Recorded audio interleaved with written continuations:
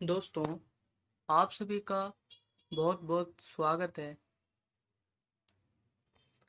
आज हम जानेंगे राधा रानी के एक बार नाम लेने की कीमत क्या होती है।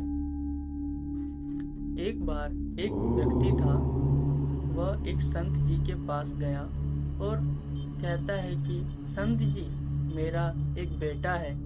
वह न तो पूजा पाठ करता है और न ही भगवान का नाम लेता है। आप कुछ ऐसा कीजिए कि उसका मन भगवान में लग जाए। संत कहते हैं, ठीक है बेटा, एक दिन तू उसे मेरे पास ले आना। अगले दिन वो व्यक्ति अपने बेटे को लेकर संत के पास गया।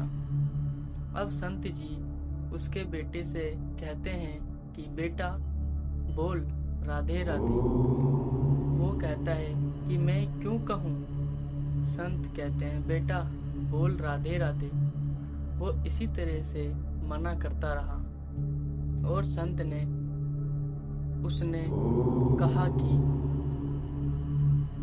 मैं क्यों कहूँ राधे राधे। संत जी ने कहा, जब तुम मर जाओगे और यमराज के पास जाओगे, तब यमराज तुमसे पूछेंगे कि कभी भगवान का नाम लिया है, कोई अच्छा काम किया है। तब तुम कह देना कि मैंने जीवन में एक बार श्री राधा रानी के नाम को बोला है, बस एक बार। इतना बताकर वह चले गए। समय व्यतीत हुआ और एक दिन वह मर गया। यमराज के पास पहुंचा। यमराज ने पूछा, कभी कोई अच्छा काम किया है? उसने कहा, हाँ महाराज, मैंने जीवन में एक बार श्री जी के राधा जी के नाम को बोला है। आप उसकी महिमा बताइए। यमराज सोचने लगा कि एक बार नाम की महिमा क्या होगी, इसका तो मुझे भी नहीं पता है।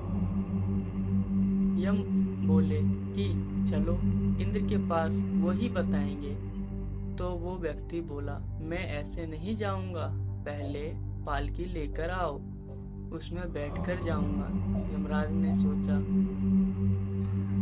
ये बड़ी मुसीबत है। फिर भी पालकी मंगवाई गई और उसे बैठाया गया।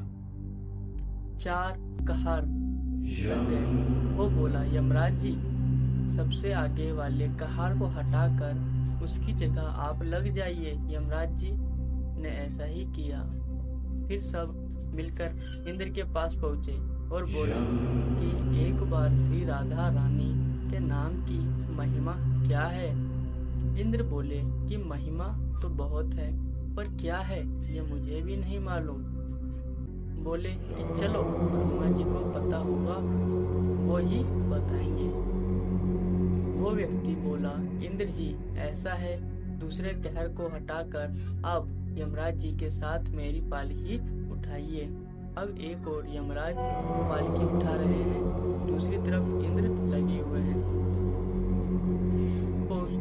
पहुंचेंगे ब्रह्मा जी के पास।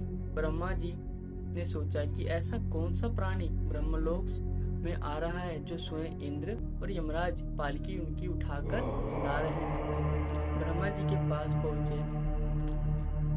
सभी ने पूछा कि एक बार राधा रानी के नाम की महिमा क्या है। ब्रह्मा जी बोले कि महिमा तो बहुत है, पर वास्तविक में क्या महिमा है ये मुझे भी नहीं पता, लेकिन हाँ, भगवान शिव जी को जरूर पता होगा। वो व्यक्ति बोला कि तीसरे कहर को हटाइए और उसकी जगह ब्रह्मा जी आप लग जाइए। क्या आप इनकी महिमा बता सकते हैं? पालकी की एक और यमराज, एक और इंद्र और एक और ब्रह्मा जी हैं। सब मिलकर भगवान शिव के पास गए और आप भगवान शिव से पूछा कि राधा जी के नाम की महिमा क्या है, केवल एक बार नाम लेने की महिमा, आप कृपा करके बताइए। भगवान शिव बोले कि मुझे भी नहीं पता, लेकिन भगवान विष्णु को जरूर पता होगा। वह व्यक्ति शिव से बोला कि अब आप भी पालकी उठाने में लग जाइए।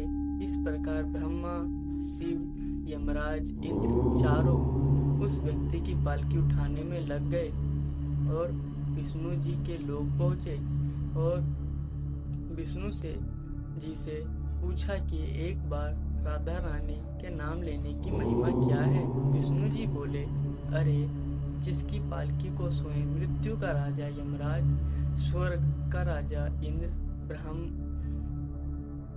लोक के राजा ब्रह्मा और साक्षात भगवान शिव पालकी उठा रहे हूँ, इससे बड़ी महिमा क्या होगी। जब आपने इनको पालकी में उठा ही लिया है सिर्फ एक बार राधा रानी के नाम लेने के कारण, तो अब ये मेरी गोद में बैठने का अधिकारी हो गया है। प्रेम से कहिए श्री राधे श्री राधे। भगवान कृष्ण ने स्वयं कहा है कि जो केवल र बोलते हैं तो मैं सब काम छोड़कर खड़ा हो जाता हूँ, और जैसे ही कोई धा शब्द का उच्चारण करता है तो मैं उसकी ओर दौड़ा चला आता हूँ और उसको अपनी गोद में भर लेता हूँ। जय जय श्री राधे, जय जय श्री राधे।